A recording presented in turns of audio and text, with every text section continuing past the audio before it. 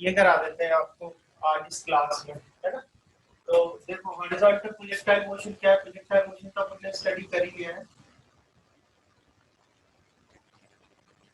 वहाँ देखना,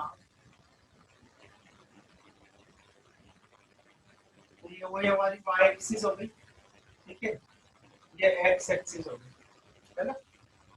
अब इसमें क्या करते हैं कि एक्सिस अपन इस जगह से लेते हैं, वाई को प्लस वाई लेंगे डाउनवर्ड डायरेक्शन में, ये ध्यान रखना है ना। जो साइन कन्वेंशन है वो क्या है, वाई को तो आपको इस तरह से लेना है पॉजिटिव, और एक्स ये है ही सही, तो ये अपना ओरिजिन हो जाएगा इस केस में, ये ओरिजिन हो जाएगा ओ, ठीक है। और इस वाले पॉइंट को मैं कर देता हूँ। अब देखो हॉरिजॉन्टली अगर आप फ्लो करोगे ना किसी ऑब्जेक्ट को, तो ये ऑब्जेक्ट इस तरह से प्रोजेक्टाइल मोशन करेगा। हॉरिजॉन्टली आप फ्लो करते हो तो इस तरह से ये प्रोजेक्टाइल मोशन होगा, ये पॉइंट आ जाएगा आपका ए, इसको अपन कर देते हैं बी, है ना। और अब इसको आपने हॉरिजॉन्टली थ्रो करा है, हॉरिजॉन्टली थ्रो करा है, तो वेलोसिटी जो इसकी इनिशियल वेलोसिटी है वो हो गई यू, ठीक है। तो इसलिए इसको बोलते हैं horizontal projectile motion. Horizontal projectile motion क्यों कहते हैं, क्योंकि इस ऑब्जेक्ट को ऐसे हॉरिजॉन्टली थ्रो किया जाता है। कभी आपने देखा होगा पानी में अपन, भाई पानी भर जाता है ना बरसात में, तो अपन पत्थर फेंकते हैं इस तरह से ताकि टिप टिप करता हुआ जाए वो, तो अपन कैसे फेंकते हैं हॉरिजॉन्टली, ऐसे जैसे हेलीकॉप्टर कोई फूड पैकेट ड्रॉप करता है, तो फूड पैकेट जो ड्रॉप करेगा तो वो हॉरिजॉन्टली, उसकी जो इनिशियल वेलोसिटी होगी वो हॉरिजॉन्टली जैसे उसने थ्रो करा, तो हॉरिजॉन्टली फिर वो पाथ जो होगा उस कैसा होगा, उसका प्रोजेक्टाइल। ऐसे जो बॉम्बर है, बॉम्बर प्लेन है, वो अगर बॉम्ब फायर करता है, जैसे मिसाइल फायर करता है, तो मिसाइल फायर करेगा तो हॉरिजॉन्टल वेलोसिटी से, ठीक है, और इस तरह से वो प्रोजेक्टाइल पाथ को फिर फॉलो करेगा, ठीक है। अब इसमें आप ये ध्यान रखना, ये यहाँ पर जो वाई एक्सिस है, वाई एक्सिस आपको डाउनवर्ड में कैसे लेंगे प्लस, और ये आपका ओरिजिन हो गया ओ, थोड़ा साइन कन्वेंशन ध्यान रखना, ठीक है। अब ये हो गई आपकी इनिशियल वेलोसिटी यू, है ना। अब ये बॉम्ब जितनी दूर जाके गिरेगा वो इसकी रेंज हो जाएगी, हॉरिजॉन्टल रेंज, तो ये रेंज हो गई आर, और जितनी हाइट से आपने ड्रॉप करा है ये हाइट हो गई आपकी एच। तो जनरली जो इसके क्वेश्चन बनते हैं, जो भी इसके क्वेश्चन बनेंगे, इसके क्वेश्चन में ऐसे आ जाएगा आपके कि कोई जो, मान लो कोई बॉम्बर प्लेन है, बॉम्बर प्लेन हाइट किसी हाइट पर उड़ रहा है, तो उस बॉम्बर प्लेन की हाइट दे देंगे कितनी हाइट पर उड़ रहा है, और उसने बॉम्ब ड्रॉप करा, ठीक है, टारगेट के जस्ट ऊपर। तो टारगेट के जस्ट ऊपर जब बॉम्बर प्लेन था तो उसने अपनी जो मिसाइल है वो लॉन्च करी, तो मिसाइल जो है वो टारगेट से कितनी दूर जाके गिरेगी, तो आपको क्या करना पड़ेगा, रेंज निकालनी पड़ेगी, ठीक है। आपसे टाइम भी पूछ सकता है कि कितने टाइम बाद वो नीचे आके गिरेगी, तो एक तो आपसे रेंज पूछ सकता है, दूसरा आपसे टाइम पूछ सकता है, तीसरा आपसे वेलोसिटी पूछ सकता है कि कितनी वेलोसिटी से आके यहाँ पर स्ट्राइक करेगी। तो ये क्वेश्चन बनते हैं। तो जो मैं डेरिवेशन आपको बता रहा हूँ ये मेनली बता रहा हूँ कि हॉरिजॉन्टल प्रोजेक्टाइल मोशन जब होगा तो हॉरिजॉन्टल प्रोजेक्टाइल मोशन में किस तरीके से आपसे क्वेश्चन पूछा जाएगा और कैसे आपको वैल्यूज फाइंड आउट करनी है, ठीक है। तो सबसे पहले देखना आप what is a horizontal projectile motion. So horizontal projectile motion is a motion in which the object is thrown horizontally from some height। ये सरफेस है, सरफेस से किसी हाइट पर किसी भी ऑब्जेक्ट को जब हॉरिजॉन्टली थ्रो करते हैं under the gravitational force, under the gravity, then it follows the parabolic path and the motion is called projectile motion, और इसको बोलते हैं हॉरिजॉन्टल प्रोजेक्टाइल मोशन। समझ में आ गया। किसी भी ऑब्जेक्ट को किसी हाइट से जब हॉरिजॉन्टली थ्रो किया जाता है अंडर द ग्रेविटेशनल फोर्स, तो वो जो पाथ होता है उसका वो पैराबोलिक पाथ होता है, और जो मोशन होता है उसको बोलते हैं हॉरिजॉन्टल प्रोजेक्टाइल मोशन, ठीक है।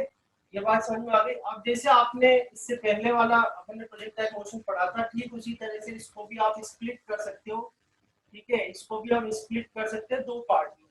दो पार्ट क्या है, एक तो है ऑन एक्स एक्सिस, तो ऑन एक्स एक्सिस जो मोशन होगा कौन सा होगा, यूनिफॉर्म मोशन, जैसे वहां पे आपने किया था वही है, कैसा मोशन होगा, यूनिफॉर्म मोशन, ठीक है। यूनिफॉर्म मोशन मतलब एक्स एक्सिस पर एक्सेलरेशन तो जीरो होगी, और वेलोसिटी जो है यू एक्स की वैल्यू वी एक्स के बराबर होगी, यानी वेलोसिटी क्या होगी, कांस्टेंट होगी, ठीक है। तो हम बात कर लेते हैं एक्स एक्सिस की, तो ये जो पॉइंट है मैंने इसको बी नाम दिया है तो बी रहने देता हूँ, ठीक है। ये आपकी एक्स एक्सिस हो गई, ये एक्स एक्सिस हो गई, ये वाला पॉइंट ए हो गया, तो इस पॉइंट को मैंने ए कर दिया, ठीक है।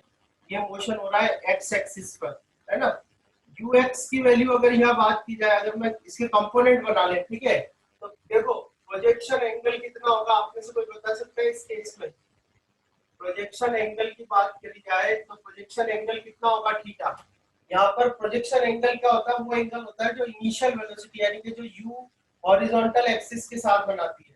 तो u हॉरिजॉन्टल एक्सिस के साथ कितना एंगल बना रही है? यहाँ पर प्रोजेक्शन एंगल कितना होगा बताओ, आप में से कोई भी टाइप करके बता दो, बोलो प्रोजेक्शन एंगल कितना होगा? यहाँ पर प्रोजेक्शन एंगल क्या होता है?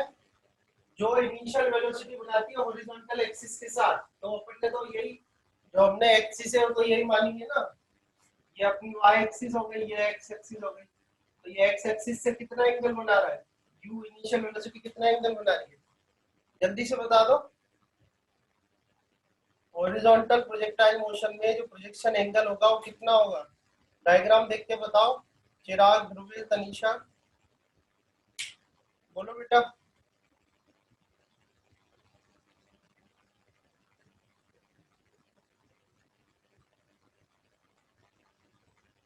बताओ कितना होगा प्रोजेक्शन एंगल? हाँ 90 90 जीरो होगा ना बेटा। ये एक्स एक्सिस ही और ये एक्स एक्सिस के साथ ही तो है। 90 तो तब होता है जब ये बिल्कुल सीधा होता है ऐसे। अगर ये इस तरह से सीधा होता तो एक्स एक्सिस से ये एंगल बनता 90 डिग्री, पर ये तो इसी के साथ है ना, ठीक है, इसी के साथ है, ऑन एक्स एक्सिस ही है। तो ऑन एक्स एक्सिस ही तो है, इनिशियल वेलोसिटी हॉरिजॉन्टल पर ही तो है। अब इनिशियल वेलोसिटी हॉरिजॉन्टल एक्सिस के साथ जो एंगल बनाती है उसको प्रोजेक्शन एंगल कहते हैं। तो यहाँ पर तो इनिशियल वेलोसिटी हॉरिजॉन्टल पर ही है, क्योंकि आप उसको हॉरिजॉन्टली थ्रो कर रहे हो ना। तो हॉरिजॉन्टली थ्रो कर रहे हो तो हॉरिजॉन्टल पर है, तो थीटा कितना होगा? 0 डिग्री। तो बहुत इंपॉर्टेंट बात है, ध्यान रखना, ठीक है। जो प्रोजेक्शन एंगल है, हॉरिजॉन्टल प्रोजेक्टाइल मोशन जब होता है तो प्रोजेक्शन एंगल कितना होता है? 0। तो अगर वेलोसिटी के कंपोनेंट की बात की जाए तो x कंपोनेंट होता है u cos थीटा।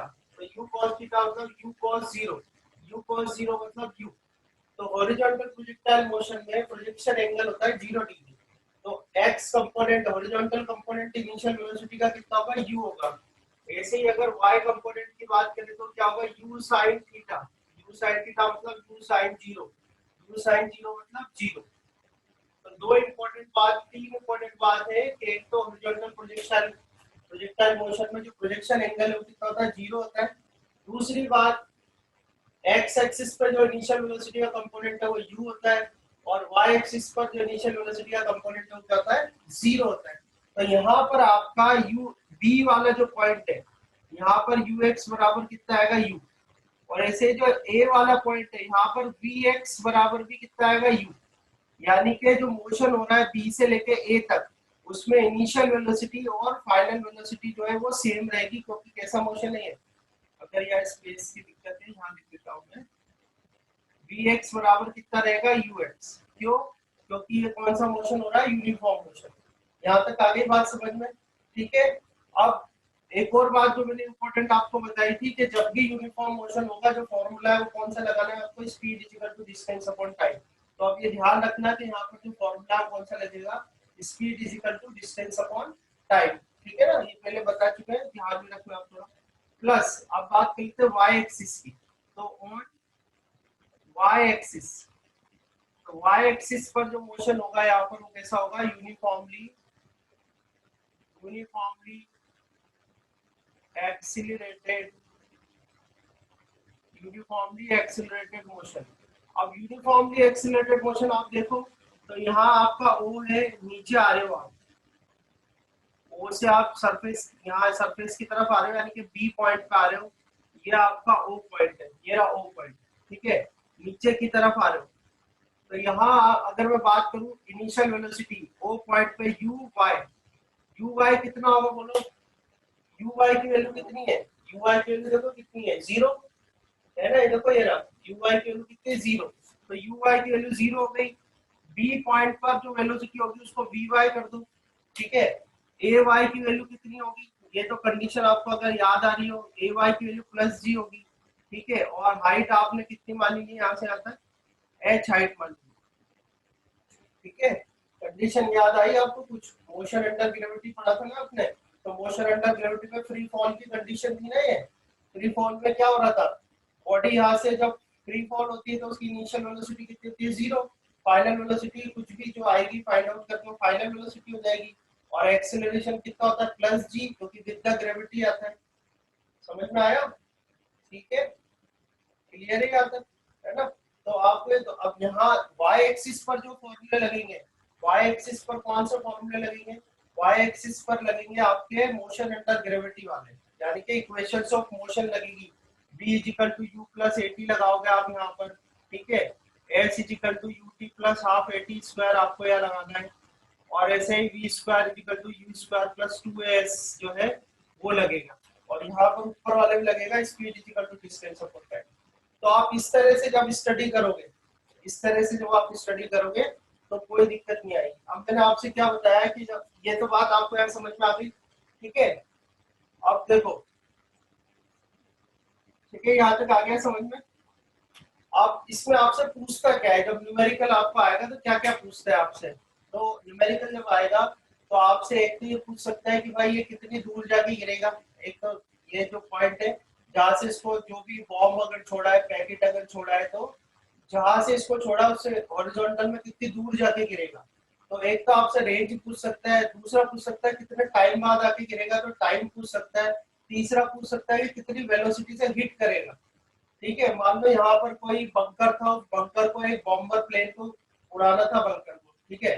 तो बॉम्बर प्लेन ने यहाँ से अपना बॉम्ब रिलीज करा। अब जैसे बॉम्ब रिलीज करा तो वो आगे क्या करेगा, बंकर पे गिरेगा।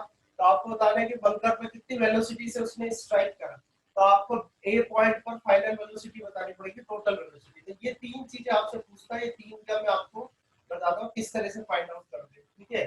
जैसे सबसे पहले अपन बात कर ले टाइम की, कितना टाइम लगेगा। तो ये ध्यान रखना है, मैंने आपको पहले भी बताया है कि प्रोजेक्टाइल मोशन जो है वो टू डायमेंशनल मोशन है। टू डायमेंशनल मोशन का मतलब है कि मोशन एक्स एक्सिस पर भी हो रहा है और वाई एक्सिस पर भी हो रहा है।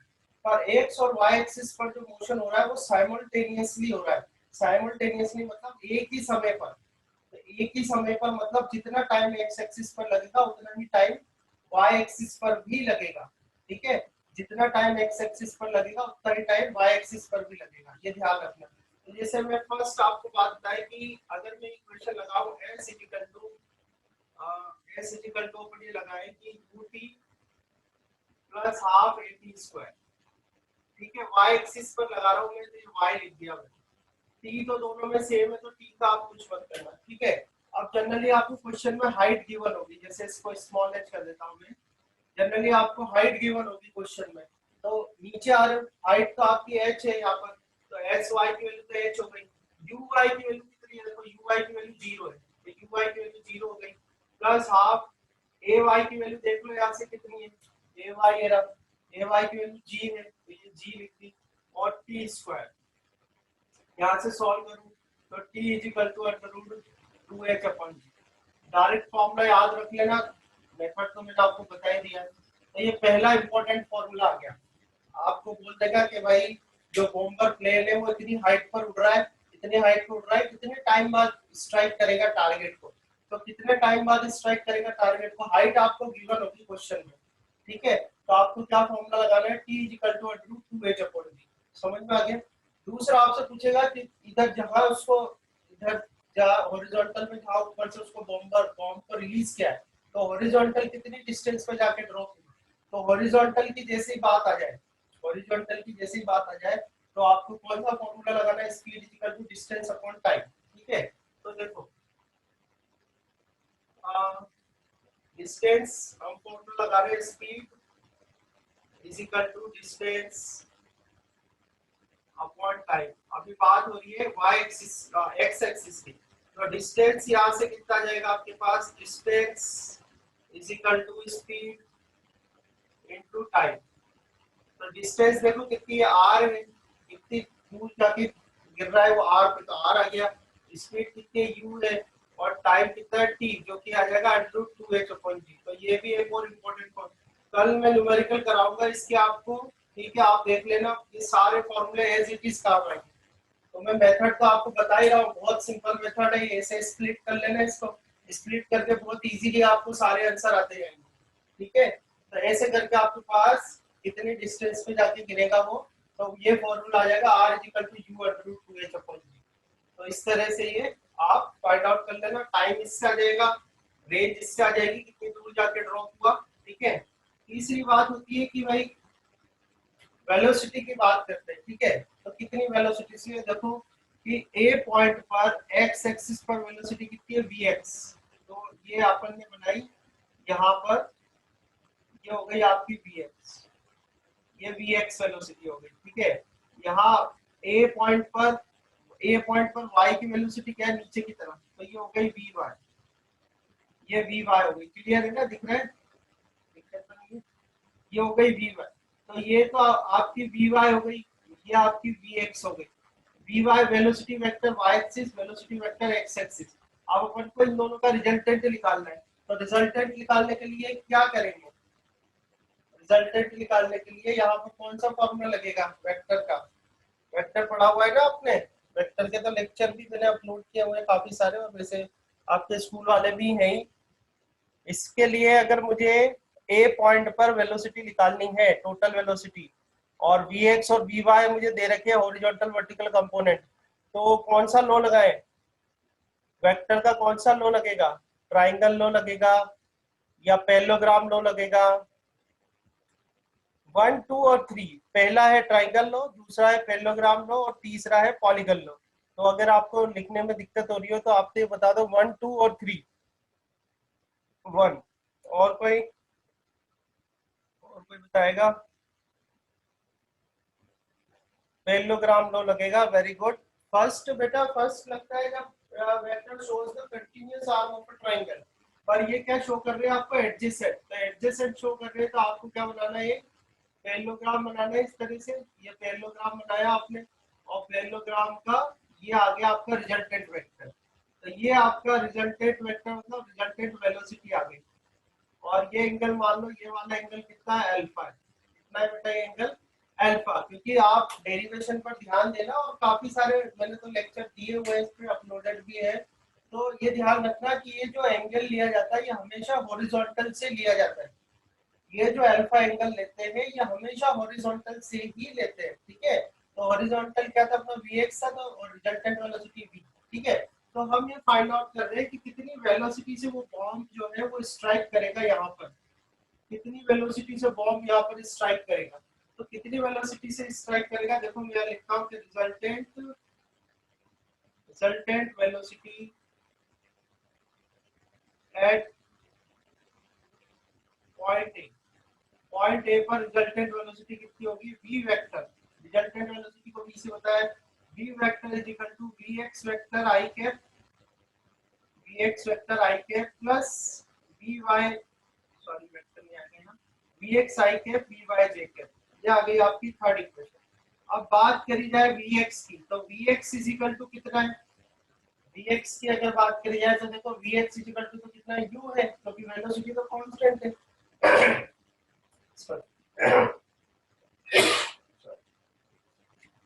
एक्स एक्सिस पर वेलोसिटी तो कांस्टेंट है, तो जो पहले थी वेलोसिटी वही बाद में भी होगी। तो एक्स एक्सिस पर जो फाइनल वेलोसिटी होगी कितनी हो गई, u हो गई, तो ये तो पहली बात होगी। बात की जाए y एक्सिस पर, अब y एक्सिस पर आपको फाइनल वेलोसिटी निकालनी है, तो फाइनल वेलोसिटी कैसे निकालोगे, v u प्लस at लगा दूं मैं, v u प्लस at लगा देता हूं, इसके लिए y एक्सिस के लिए, ये आ जाएगा vy uy ay। तो vy देख लो कितना है, vy तो उनको निकालना ही है। ठीक है, uy देखो कितना, uy 0 है, और ये प्लस आ गया gt, ay की वैल्यू कितनी है g, तो यानी y एक्सिस पर जो वेलोसिटी आएगी वो कितना आएगी, gt। समझ में आया। तो ये तो जो रिजल्टेंट वेलोसिटी वेक्टर है, वो रिजल्टेंट वेलोसिटी वेक्टर क्या है, v vector is equal to vx i cap plus vy j cap. अब vx और vy की वैल्यू निकालनी है आपको, तो vx की वैल्यू कितनी आएगी u, और vy के लिए क्या करना पड़ेगा, इक्वेशन ऑफ मोशन लगानी पड़ेगी। तो इक्वेशन ऑफ मोशन लगा दो आप, v equal to u plus at वाली कंडीशंस मैंने आपको ये बताई रखी है, तो vy की वैल्यू कितनी आ गई, gt आ गई। ठीक है, तो इसलिए जो है यहाँ पर आप वैल्यू रखो, तो v vector is equal to कितना आ जाएगा, vx की वैल्यू कितनी है u, तो u i के प्लस gt j के। तो ये आपका जो है वेलोसिटी आ गई, ये फोर्थ इक्वेशन।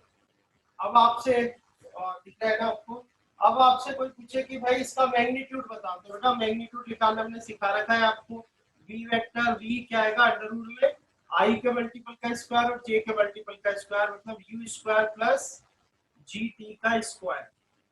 तो ये इंपॉर्टेंट है, आपसे रिजल्टेंट वेलोसिटी पूछ लेते हैं। तो ये आ गई आपकी फिफ्थ इक्वेशन। रटना मत कुछ भी, देख लो मैं कोई रट के कुछ नहीं सिखा रहा हूँ आपको, मैंने सब आपको लॉजिकली सिखाया है। मैंने पहले भी कहा था आपके पूरा चैप्टर लिख सकते हो, पूरा चैप्टर मोशन इन प्लेन मैंने जहाँ से आपको चालू कराया है वहां से लेके अभी तक, और आगे सर्कुलर मोशन भी पढ़ा होगा वो भी। आपको कुछ भी रटने की जरूरत नहीं है। हाँ फंडामेंटल तो सीखने पड़ते हैं, फंडामेंटल सीखने पड़ेंगे आपको, ठीक है ना, कोई दिक्कत नहीं है। देखो ये आ गया। अब मैं आपसे कहूँ कि डायरेक्शन बताओ, तो डायरेक्शन के लिए क्या करें?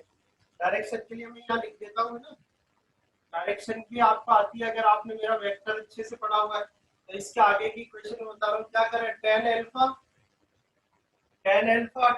Equal to perpendicular by base. तो ये वी वाई है, तो ये वाला भी क्या आ जाएगा, वी वाई आ जाएगा, वी वाई वेक्टर आ जाएगा ये भी, ठीक है। तो ये आ जाएगा आपका v y divide by v x, यानी कि अल्फा इक्वल टू कितना देगा, tan inverse v y divide by v x. तो मैं आपको क्वेश्चंस कल कराऊंगा, इसे अच्छे से तैयार होकर आना, अच्छे से पढ़ के आना है सब कुछ, ठीक है। तो आई बात समझ में, दिख रहा है? तो आपको जब हॉरिजॉन्टल प्रोजेक्टाइल मोशन का क्वेश्चन करेगा वो, तो मैं एक क्वेश्चन में पूरा आपको बताता हूँ किस तरह से क्वेश्चन बना होगा। उसमें एक क्वेश्चन इस तरह से होगा कि भाई बॉम्बर प्लेन है, उसने बॉम्ब ड्रॉप किया, और बॉम्ब जो ड्रॉप किया उसने टारगेट के जस्ट ऊपर ड्रॉप करा। तो टारगेट के जस्ट ऊपर उसने बॉम्ब अगर ड्रॉप करा तो एक तो पूछ लेगा कि कितने कितने हॉरिजॉन्टल में कितने डिस्टेंस से उसने टारगेट मिस करा। तो हॉरिजॉन्टल में कितने डिस्टेंस से उसने टारगेट मिस करा, तो यानी आर पूछेगा। फिर आपसे पूछेगा कितने टाइम बाद बॉम्ब को जो है वो स्ट्राइक करा सरफेस को, तो कितने टाइम बाद स्ट्राइक करा, तो टी इक्वल टू √2h/g लगा देना, क्योंकि h तो गिवन होगा क्वेश्चन में। तो √2h/g लगा देना तो टाइम आ जाएगा। यहाँ से u √2h/g लगा देना, तो कितने डिस्टेंस से उसने मिस कर दिया टारगेट वो आ जाएगा। फिर आपसे पूछ लेगा कि भाई कितनी वेलोसिटी से उसने हिट करा, तो उस वेलोसिटी का मैग्नीट्यूड बताओ, कितनी वेलोसिटी से हिट करा। तो ये फॉर्मूला लगा देना अंडर रूट का यू, डायरेक्ट फॉर्मूला लगाना है, फिर आपको न्यूमेरिकल में तो सीधे फॉर्मूला लगाना है, ठीक है। तो मैग्नीट्यूड ऑफ वेलोसिटी कितना जाएगा, under root u square plus g t का होल स्क्वायर, ठीक है। फिर आपसे कहे कि भाई जो रिजल्टेंट वेलोसिटी हॉरिजॉन्टल से कितने एंगल पर, यानी डायरेक्शन बता दो उसकी। तो डायरेक्शन के लिए आप ये फॉर्मूला लगा देना alpha tan alpha equal to vy/vx। ये ध्यान रखना जिनके ऊपर तीर के निशान नहीं बने हुए हैं वो सब मैग्नीट्यूड है, जिन जिन के ऊपर तीर के निशान नहीं है वो सब मैग्नीट्यूड है, ठीक है। तो कभी कंफ्यूज मत होना चाहिए। तो ये है आपका कंप्लीट क्वेश्चन। बस इसमें एक चीज और रह गई, पाथ इक्वेशन, इसकी पाथ इक्वेशन बतानी, तो पाथ इक्वेशन में भी कर देता हूँ। अभी ये यहाँ तक कुछ पूछना हो तो बताओ, यहाँ तक कोई दिक्कत हो? मैं टाइम दे रहा हूँ आपको, नोट करना है तो नोट कर लो, पिक लेनी है तो पिक ले लो। कुछ भी क्वेश्चन हो आपका, कोई क्वेश्चन बन रहा हो तो आप पूछ सकते हो। रटने की आपको बिल्कुल भी जरूरत नहीं है, कहीं से भी कहीं तक बिल्कुल रटने की जरूरत नहीं है, ठीक है ना। आप इजीली बस,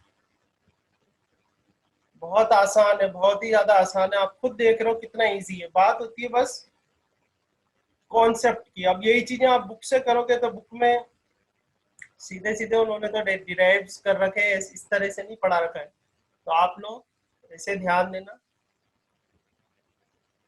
ठीक है। इरेज कर दूं, कोई दिक्कत नहीं है, क्लियर है बेटा सबको?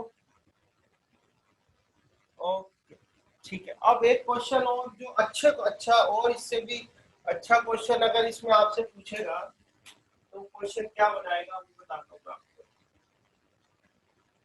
आपसे कहेगा कि किसी ऑब्जेक्ट को हॉरिजॉन्टली थ्रो कराए, हॉरिजॉन्टल थ्रो कराए, किसी ऑब्जेक्ट को हॉरिजॉन्टल थ्रो कराए, तो ये बताओ कि टी टाइम के बाद उसका लोकेशन बताओ, टी टाइम के बाद। इस तरीके के क्वेश्चन पूछ लेता है, ठीक है। कि किसी ऑब्जेक्ट को इस तरह से हॉरिजॉन्टली थ्रो करा अंडर द ग्रेविटेशनल फोर्स, वो प्रोजेक्टाइल मोशन करेगा ऑब्वियसली। तो टी टाइम के बाद उसका जो है आपको कोऑर्डिनेट्स पूछ लेगा, आपको के कोऑर्डिनेट्स बताओ। तो बहुत आसान है अगर आपको लॉजिक आता है। मान लो टी टाइम के बाद वो इस जगह पहुंच गया पी पॉइंट पर, और पी पॉइंट पर उसके कोऑर्डिनेट है एक्स वाई, ठीक है। तो टी टाइम तो आपको देगा ना, जैसे मैंने आपको क्वेश्चन बताया, क्वेश्चन क्या बोल रहा है कि भाई किसी प्रोजेक्टाइल को फेंका हॉरिजॉन्टली तो बताओ 10 सेकंड बाद उसके कोऑर्डिनेट क्या है। तो 10 सेकंड बाद मतलब टाइम पीरियड, आप टाइम इंटरवल आपको गिवन, तो टाइम इंटरवल गिवन है क्वेश्चन में, मतलब टी गिवन है, ठीक है। तो देखो आप, मैं लिखता हूँ इफ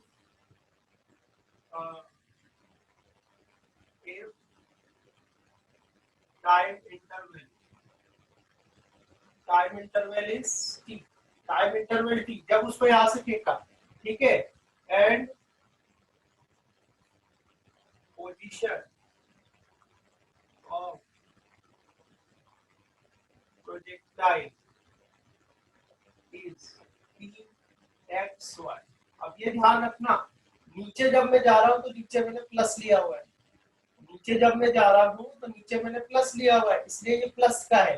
तो कोऑर्डिनेट सिस्टम डिफाइन करके रखना पहले से ही, कोऑर्डिनेट सिस्टम डिफाइन करके रखना, और जो मैंने सिखाया है आप एज इट इज कर देना, सोचने की ज्यादा जरूरत है ही नहीं आपको, ठीक है। तो इसलिए ये प्लस का है क्योंकि डाउनवर्ड मैंने प्लस लिया हुआ है, और ये इस साइड तो प्लस है ही सही, एक्स एक्सिस तो टी टाइम में जो उसकी पोजीशन है वो होगी पी एक्स वाई, ठीक है। तो अगर मैं निकालना चाहूँ कि distance cover by projectile, distance cover by projectile और एक्स एक्सिस, तो एक्स एक्सिस के लिए मैंने आपको समझा ही दिया क्या लगाते हैं, speed is equal to distance upon time. तो distance is equal to, distance is equal to speed into time. तो डिस्टेंस कितनी कवर करी है उसने, एक्स, स्पीड कितनी है ux, और टाइम क्या है t। ux की वैल्यू क्या हो जाएगी u, और ये t आ गया, ठीक है, और t इज इक्वल टू यहां से क्या आ गया x अपॉन u। इसको आप अब इसको एक इक्वेशन में कर देता हूं, ठीक है। अब बात करें कि ऑन y एक्सिस, तो y एक्सिस के लिए आपको क्या लगाना पड़ेगा, y एक्सिस पर आपको निकालना है कितनी डिस्टेंस कवर करें। तो y एक्सिस पर डिस्टेंस कवर निकालने के लिए आपको ये लगाना पड़ेगा s is equal to ut plus half at square, ठीक है ना। तो आप लगा दो s is equal to ut plus half at square. तो y लगा दो सबकी सब्स्टिट्यूट, मैंने आपको सिखाया था, t पे नहीं लगेगी, क्यों t पे क्यों नहीं लगेगी, क्योंकि टाइम जो लेगा वो x और y पर सेम होगा, तो इसलिए t पर, t तो सेम है x और y दोनों पर, तो खाली आपको इस s पे u पे a पे लगाना। अब s देख लो आप, अब मान लो ये t टाइम में y एक्सिस पर कितने डिस्टेंस कवर कर रहा है, वो y कवर कर रहा है, तो ये तो y आ जाएगा आपका, ठीक है। uy की वैल्यू 0 है ही सही, प्लस हाफ g, ay की वैल्यू क्या है g, और ये t का स्क्वायर। अब y इज इक्वल टू कर दो हाफ g, t की वैल्यू यहां से रखो x upon u, x upon u का स्क्वायर। तो y इज इक्वल टू आपके पास आएगा half g x square divide by u square. तो ये एक और इम्पोर्टेंट आ गया आपके पास, वैसे तो मुझे सीक्वेंस में कर लेना था, बट फिर भी चलो नंबर ये आ गया सेकंड।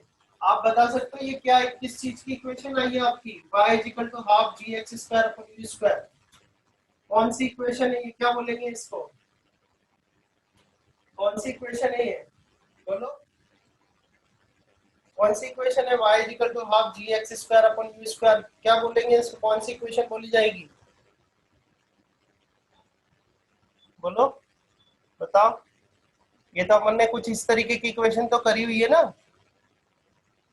इस तरीके की इक्वेशन करी हुई है अपन ने सरफेस, जो इससे पहले वाला प्रोजेक्टाइल मोशन क्या था, कौन सी इक्वेशन बोलेंगे इसको, बताओ।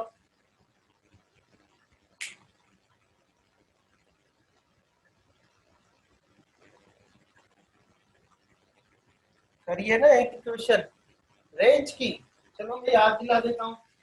देखो ये करी थी अपन ने, y equal to x tan theta minus half dx square upon u square cos square theta, ये करी थी ना आपने एक इक्वेशन।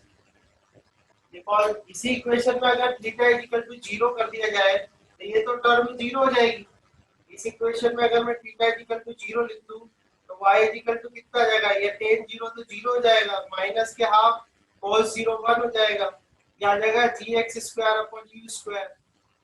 आ रही है नहीं आ रही इक्वेशन, ये इक्वेशन आ गई ना, y equal to half gx square upon u square, और ये y equal to half gx square by u square. आ रही नहीं आ रही, कौन सी इक्वेशन है बेटा इसको, equation of projectile path equation, ठीक है। आप ऐसे कंफ्यूज मत होना कि सर इधर तो माइनस आ रहा है इसमें प्लस आ रहा है। तो इसमें प्लस इसलिए आ रहा है बेटा क्योंकि अपन ने डाउनवर्ड इसमें पॉजिटिव लिया हुआ है।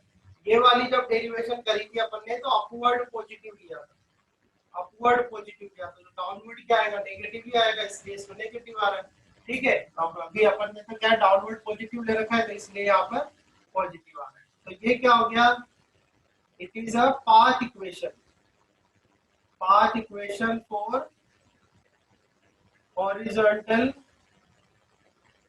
प्रोजेक्टाइल। आप तो नोट्स बनाओ और इनको एज इट इज लर्न कर लो, आप बिल्कुल कंफ्यूज नहीं होगे, ज्यादा इधर उधर दिमाग मत लगाना, नहीं तो फिर चार आदमी चार अलग तरीके से सिखाएंगे तो कंफ्यूज हो जाओगे। ठीक है, तो इसी को बोलते हैं पाथ इक्वेशन और इसी को बोलते हैं इक्वेशन ऑफ ट्रेजेक्टरी। ठीक है, पाथ इक्वेशन और इक्वेशन ऑफ ट्रेजेक्टरी एक ही बात है। तो हॉरिजॉन्टल प्रोजेक्टाइल मोशन जब भी आप क्वेश्चन करने लगो इसके, तो इसी तरीके से करना है। ये इस तरफ आपको दिख रहा है, ये डायग्राम्स आपको बनाने आते हैं, आप ये सब कर सकते हो। ये तो बस कुछ नहीं है, चुटकियों का काम है आपके, आपको ये आ जाना चाहिए बस। ठीक है, तो इस तरह से है बेटा, ये आप अपना डन हो गया पूरा। जो आपका सिलेबस कहता है, सीबीएसई का जो सिलेबस है 11th क्लास का प्रोजेक्टाइल मोशन का जो पोर्शन है वो इतना है।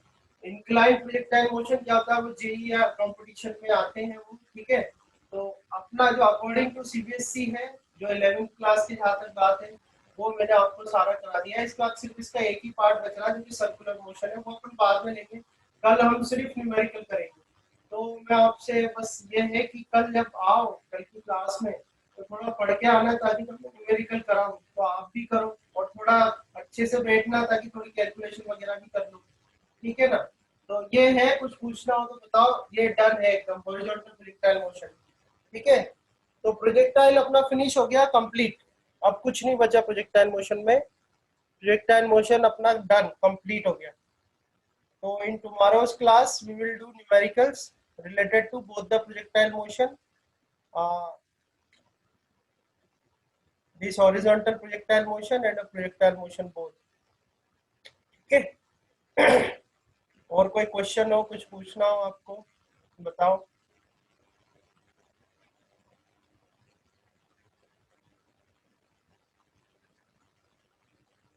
ओके, ध्रुविल, चिराग,